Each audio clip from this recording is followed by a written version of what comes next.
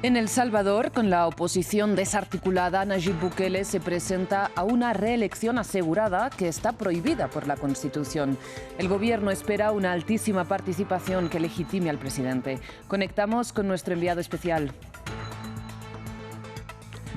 En Chile, los incendios ya son la emergencia más mortal desde los terremotos de 2010. Al menos 64 personas han muerto calcinadas, según el último balance provisional dado por Gabriel Boric, mientras los fuegos avanzan rápidamente por los fuertes vientos y también la sequía. Israel intensifica los ataques contra el sur de la Franja de Gaza, donde cientos de miles de civiles están forzosamente desplazados. Y en medio de negociaciones para una nueva tregua, Benjamin Netanyahu rechaza acabar con la ofensiva. Buenos días y bienvenidos a las noticias de France 24 en español. Yo soy Rosa Pérez Masdeu y es para mí un gusto acompañarlos. Iniciamos esta edición en El Salvador porque hoy el presidente Nayib Bukele somete su popularidad a las urnas. El país vota en unas elecciones generales en las que, con casi total certeza, Bukele va a lograr la reelección, que recordemos está prohibida por la Constitución, con una amplísima mayoría. Ahora, para ampliar, conectamos con nuestro enviado especial, Andrés Suárez. Andrés, buenos días, un gusto saludarte. Te pido que analicemos las claves de esta jornada, ¿no? Como decíamos, las elecciones presidenciales parecen estar decididas, pero también hay elecciones legislativas, ¿no? Te pregunto si hay más en juego en esta votación para el Parlamento. Hola Rosa, por supuesto, y es que controlar el legislativo ha sido una de las piezas claves en ese ajedrez de Nayib Bukele para lograr grandes de sus objetivos. Aclaremos que la Asamblea Legislativa de El Salvador se elige cada 3 años y para la época en que Nayib Bukele fue elegido presidente en el 2019 se encontró con una Asamblea Legislativa en la cual no tenía una mayoría parlamentaria. De allí que recordemos esa imagen cuando Bukele irrumpió en el Congreso en febrero de 2020, acompañado de militares y de policías fuertemente armados, con los cuales amedrentó a los congresistas allí de que disolvería el Parlamento en un término de 7 días si no le aceptaban, le autorizaban esa negociación, esa solicitud de préstamo por $109 millones al gobierno de los Estados Unidos. Y fue ese dicho gesto de intimidación, que para muchos fue un duro golpe a la democracia, el que generó un eco, una resonancia dentro de sus votantes para que en el año 2021 el Congreso fuera elegido con la mayoría de su partido, de Nuevas Ideas. Y entonces, ¿qué ha logrado con ese Congreso? Palabras más, palabras menos, obtener todo el dinero necesario para sus megaproyectos como la construcción del aeropuerto del Pacífico, del Estadio Nacional, de la megacárcel donde ha confinado a los miles de pandilleros, pero sobre todo lo más importante ha sido mantener con vida ese régimen de excepción que está pronto a cumplir 2 años y que ha sido su gran estratagema en la guerra contra las pandillas. Y Andrés, como nos decías, controlar el legislativo es clave, pero es que Bukele también se ha podido presentar a la reelección gracias a la reforma, ¿no? La remodelación del Tribunal Constitucional. Te pregunto si Bukele también ha logrado controlar el Poder Judicial. En efecto, prevaliéndose de haber controlado el poder legislativo, logró controlar el poder judicial, porque una vez obtuvo la mayoría en el Congreso con su partido Nuevas Ideas en ese año 2021, el Congreso se encargó de realizar 2 hechos cruciales. El primero, haber sustituido al fiscal general de la Nación por un fiscal general afín a Nayib Bukele. Y el segundo, haber puesto a 10 de los magistrados de la Sala de lo Constitucional de la Corte Suprema de Justicia, 10 de los 15 magistrados, y ese mismo año, en septiembre de 2021, esa Sala de lo Constitucional interpretó a favor de Nayib Bukele la Constitución para que él pudiera aspirar a un segundo mandato, una reelección inmediata que está completamente prohibida en la Carta Magna en varios de sus artículos, diciendo que un presidente no puede gobernar ni un día más después de haber terminado su mandato. Pero esa interpretación se valió de de decir que como un presidente no debería estar más de 6 meses en el poder y luego regresar al mismo. Por eso es que ahorita Nayib Bukele se encuentra como un presidente en licencia, pero para sus detractores este es el momento en el cual Nayib Bukele finalizó con esa separación de poderes y ahora se teme de que pueda llegar a ser un presidente que tenga un sistema de partido único y se acabe la democracia en El Salvador. Andrés, pues sin duda hay mucho en juego en estas elecciones que parecen decididas. Pídanos paso cuando tengas información de participación o de cualquier novedad. Nosotros pasamos a Chile porque ahí avanzan descontroladamente los incendios forestales en el centro del país.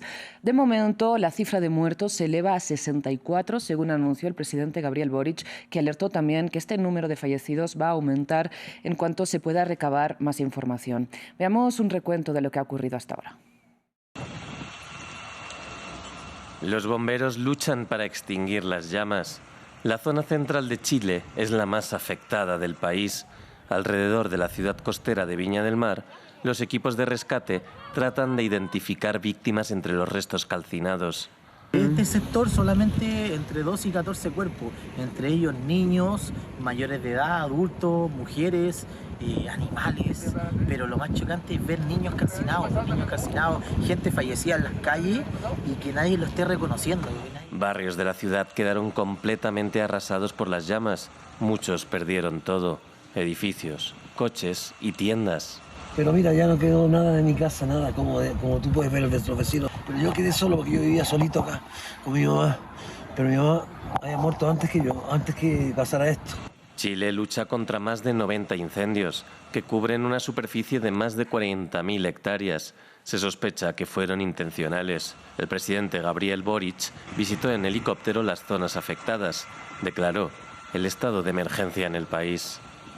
El fuego avanza muy rápido y las condiciones climáticas que hemos tenido tanto el día de ayer como el de hoy han hecho mucho más complicado el combate a los incendios. Y ve o cree que el incendio está muy lejos, no dude. Si le llegó el mensaje es porque tiene que hacerlo. Queremos salvar vidas y protegerlos. Las autoridades dicen que es la situación de emergencia que más víctimas deja en Chile desde el terremoto de 2010.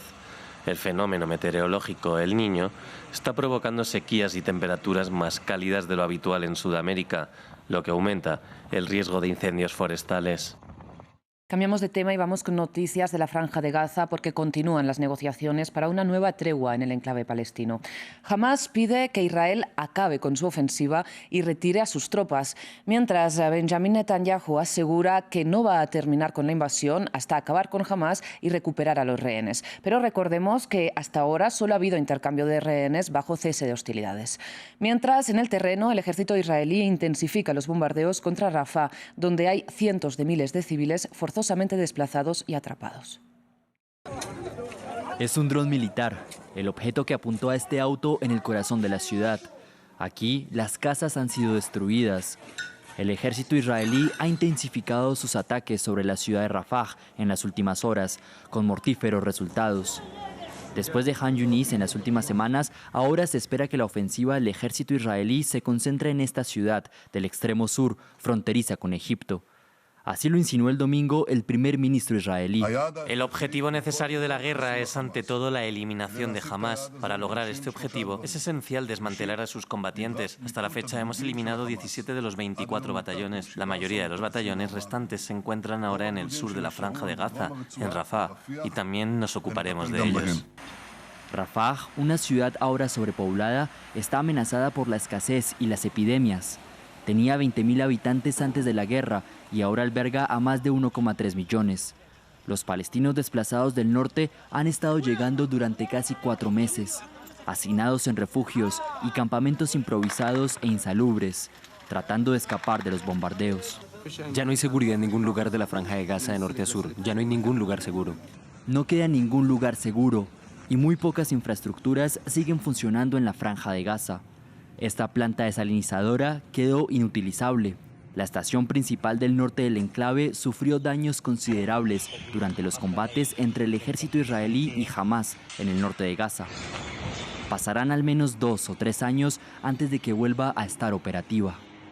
Y precisamente escala la confrontación en el Mar Rojo. La coalición de Estados Unidos y Reino Unido atacó 36 objetivos de los hutíes de Yemen apoyados por Irán. Y la Casa Blanca anunció que habrá otros ataques. Esto después de que Joe Biden defendiera ya los bombardeos contra Irak y Siria que mataron a 39 personas.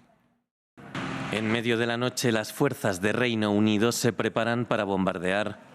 Lo hacen junto al ejército de Estados Unidos, como parte de la coalición británico-estadounidense. El sábado lanzaron múltiples ataques en Yemen contra objetivos militares hutíes, alcanzando 36 puntos en las principales ciudades, incluida la capital, Sanaa.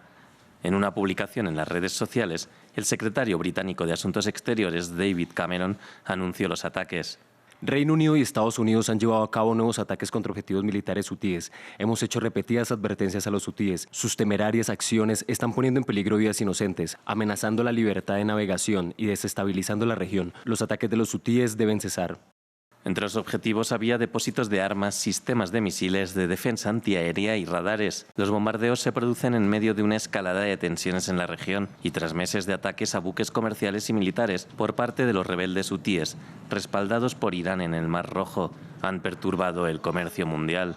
Los hutíes afirman que sus ataques son en solidaridad con los palestinos de Gaza y han dejado claro que no tienen intención de retirarse. Mientras sus oficiales prometían represalias, sus partidarios salieron a las calles de Yemen. Decimos que las tribus de Yemen están totalmente preparadas, con hombres viejos y jóvenes y armas, para enfrentarse a Estados Unidos, Reino Unido e Israel, en solidaridad con nuestras familias y hermanos de Gaza. Mientras tanto, los representantes de Irán han denunciado los ataques de Estados Unidos y Reino Unido en Yemen, diciendo que contradicen las afirmaciones de que no quieren la expansión de la guerra y el conflicto en la región. Actualizamos ahora las noticias sobre la guerra en Ucrania, porque Rusia acusó a Kiev de matar a 28 personas en una panadería de Lysychansk, esto es, en la zona de Lugansk. La información se conoció precisamente porque el gobierno de Lugansk, recordemos, una de las 4 regiones parcialmente controladas y anexadas por Moscú, explicó que militares ucranianos dispararon dentro de este local comercial. Además, el Ministerio de Relaciones Exteriores ruso condenó el ataque y dijo que Occidente debería repensar su financiación a un ejército que mata civiles. Ucrania no se ha pronunciado.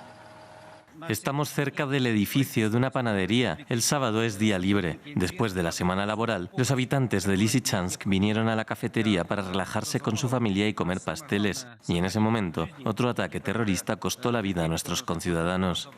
En otras noticias, hoy 4 de febrero se conmemora el Día Mundial contra el Cáncer. Y a continuación vemos la importancia de esta fecha en Túnez, donde esta es la enfermedad que más muertes causa, por encima de la diabetes y de las enfermedades cardiovasculares.